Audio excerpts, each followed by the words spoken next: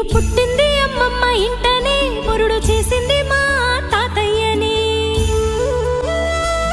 పేరు పెట్టింది మా అమ్మమ్మని, ముందు పిలిచింది మా నానమ్మని. ముద్దులాడ